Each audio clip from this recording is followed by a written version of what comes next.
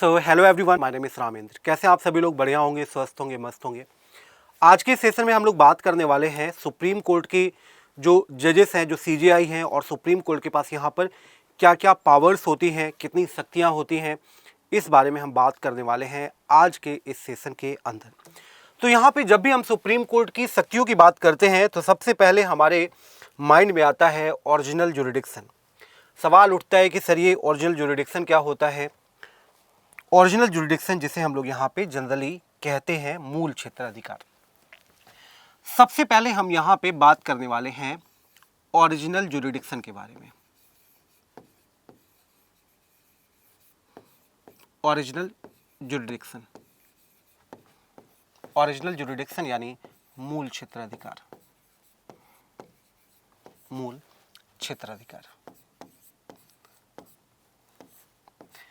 आपको थोड़ा सा नाम से ही एक आइडिया लग रहा होगा कि मूल क्षेत्राधिकार एक ऐसा क्षेत्राधिकार होगा जो सिर्फ सुप्रीम कोर्ट के पास होगा, किसी और के पास नहीं होगा। अगर हम ओरिजिनल जुरिडिक्शन की बात करें, मूल क्षेत्राधिकार की बात करें, तो भारतीय संविधान के आर्टिकल 131 पे इसको प्रॉपरली यहाँ पे मेंशन किया गया है। ओरिजिनल जुरिडिक्शन का मतलब होता है कि कुछ ऐसे केसेस होते हैं जो केसेस सिर्फ और सिर्फ आपके सुप्रीम कोर्ट ऑफ इंडिया के द्वारा ही सुने जाते हैं। एक एग्जाम्पल के तौर पे अगर हम बात करें कि कभी भी अगर केंद्र सरकार और राज्य सरकार के बीच में किसी बात को लेकर मतभेद हो जाता है, सपोज करिए आपकी टैक्सेस को लेकर मतभेद हो जाता है, और मोस्टली ऐसा तब होता है कि जब केंद्र में पार्टी ए है और राज्य पे पार्टी बी है। इस केस में जो राज्य में पार्टी बी है उसे लगता है कि केंद्र सरकार उसे उतना बजट एलोकेट नहीं कर रही है जितना उसे एलोकेट किया जाना चाहिए, और इस संदर्भ में यहाँ पे दोनों के बीच में डिस्प्यूट हो जाता है। डिस्प्यूट अगर हाई कोर्ट सुनेगा तो ऑब्वियस सी बात है हाई कोर्ट स्टेट का फेवर लेगा, ऐसा भी हो सकता है। इसलिए कोई भी ऐसा केस है जो आपके सेंटर यानी केंद्र और स्टेट यानी राज्य के बीच का डिस्प्यूट है, तो ये जो डिस्प्यूट है, ये डिस्प्यूट सिर्फ और सिर्फ सुप्रीम कोर्ट ऑफ इंडिया पे सुना जाएगा, और ये सिर्फ अथॉरिटी जो है वो सुप्रीम कोर्ट ऑफ इंडिया के पास ही है, बाकी और कोई इस केस को नहीं सुन सकता है।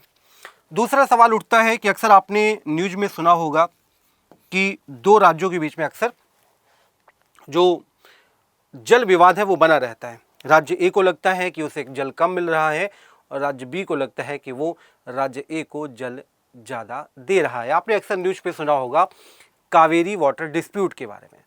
वैसे तो अगर बात करें, वाटर डिस्प्यूट से रिलेटेड कई सारे ट्रिब्यूनल्स बनाए जाते हैं, कई सारे प्राधिकरण बनाए जाते हैं, पर प्राधिकरणों की समस्या ये होती है कि प्राधिकरण के द्वारा दिए गए डिसीजंस राज्य को पसंद नहीं आते हैं, और जब राज्य को पसंद नहीं आते उन्हें लगता है कि ट्रिब्यूनल ने भी कहीं ना कहीं कुछ ना कुछ धोखाधड़ी की है। उसके बाद केस जाता है सुप्रीम कोर्ट। हालांकि जो हाई कोर्ट है, हाई कोर्ट को ये सुनने का अधिकार नहीं है। ये जो अधिकार है ये सिर्फ और सिर्फ उस राज्य से, दोनों राज्यों से संबंधित एक ट्रिब्यूनल बनाई जाएगी, और ट्रिब्यूनल इस केस को सुनेगी। अगर आप ट्रिब्यूनल के डिसीजन से खुश नहीं हैं, फिर जो आपका जो केस है वो केस आपका जाएगा सुप्रीम कोर्ट। तो कोई भी ऐसा केस जो स्टेट ए और स्टेट बी से रिलेटेड यानी कि दो राज्यों से संबंधित है, तो ये केस जो है, ये भी केस आपके यहाँ पे केवल और केवल सुप्रीम कोर्ट के द्वारा सुना जाएगा। तीसरा केस आता है कि कोई भी ऐसा केस जिस पर सेंट्रल इन्वॉल्व है, केंद्र इन्वॉल्व है, और दो राज्य इन्वॉल्व हैं, कोई भी दो राज्य इन्वॉल्व हैं, तो ऐसा भी कोई केस है जिस पर आपकी सेंट्रल गवर्नमेंट इन्वॉल्व है और दो राज्य इन्वॉल्व है, तो वो भी जो केस है वो केस आपका सिर्फ और सिर्फ सुप्रीम कोर्ट में ही सुना जाएगा। इसके अलावा और अगर यहाँ पे आगे बात की जाए तो आर्टिकल 32 के अकॉर्डिंग सुप्रीम कोर्ट के पास कुछ रिट जुरिडिक्शन होती हैं, कुछ रिट्स जुरिडिक्शन होती है।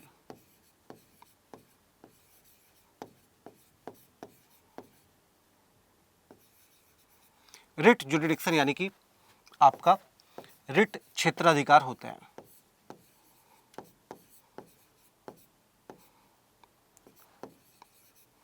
कुछ रिट क्षेत्राधिकार होता है। अब सवाल उठता है कि सर ये रिट क्षेत्राधिकार का मतलब क्या है।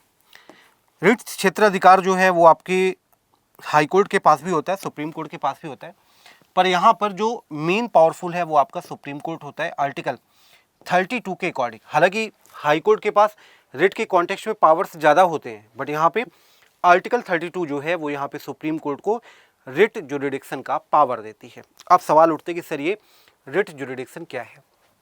रिट जुरिडिक्शन की बात करें तो आर्टिकल 32 के अकॉर्डिंग अगर किसी भी व्यक्ति के फंडामेंटल राइट्स का यानी कि मौलिक क्षेत्राधिकार का वायलेशन होता है, यानी कि जो फंडामेंटल राइट्स हैं उनका आपका हनन होता है, तो कोई भी व्यक्ति आपका आर्टिकल 32 का प्रयोग करते हुए सीधे सीधे आप यहाँ पे सुप्रीम कोर्ट जा सकते हैं। सुप्रीम कोर्ट के पास 5 तरह के रिट जारी करने की शक्ति होती है। तो ये तो बात हो गई आपके सुप्रीम कोर्ट के रिट जुरिडिक्शन के बारे में। एक और यहाँ पे बहुत इंपॉर्टेंट सुप्रीम कोर्ट के पास पावर है। कौन सा पावर है? वो है एडवाइजरी जुरिडिक्शन। अब सवाल उठता है कि सर ये एडवाइजरी जुरिडिक्शन क्या होता है। एडवाइजरी जुरिडिक्शन क्या होता है? एडवाइजरी जुरिडिक्शन, एडवाइजरी जुरिडिक्शन का मतलब होता है सलाहकारी क्षेत्राधिकार। सलाहकारी क्षेत्राधिकार।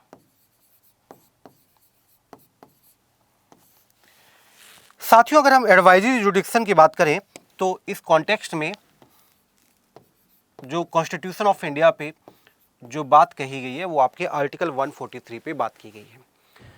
According to article 143 supreme court के पास एडवाइजरी जुरिडिक्शन है, यानी कि जो प्रेसिडेंट ऑफ इंडिया है, president of India supreme court से 2 मुद्दों पर सलाह ले सकते हैं। अगर कोई मुद्दा ऐसा है जो कॉन्स्टिट्यूशन के लागू होने से पहले का है, और कॉन्स्टिट्यूशन कब लागू हुआ?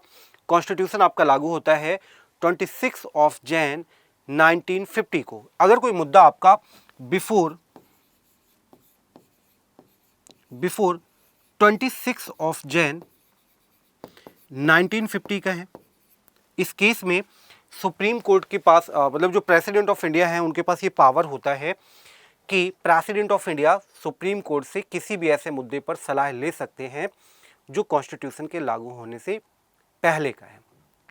इसके अलावा अगर कोई ऐसा मुद्दा है जो पब्लिक इंटरेस्ट का है, जो पब्लिक इंटरेस्ट का है, जो पब्लिक इंटरेस्ट का है, पब्लिक इंटरेस्ट का मतलब यहां पर यह है कि कोई भी ऐसा मुद्दा जो जनहित से जुड़ा हुआ मुद्दा है, जनहित से जुड़ा हुआ मुद्दा कि मान लीजिए सपोज करिए कहीं पर आगजनी हो गई, कहीं पर टेरर अटैक हो गया, कहीं पर रिवॉल्ट यानी दंगे हो गए, कोई भी ऐसा मुद्दा है, उस मुद्दे पर जो प्रेसिडेंट ऑफ इंडिया है वो सुप्रीम कोर्ट से सलाह ले सकते हैं।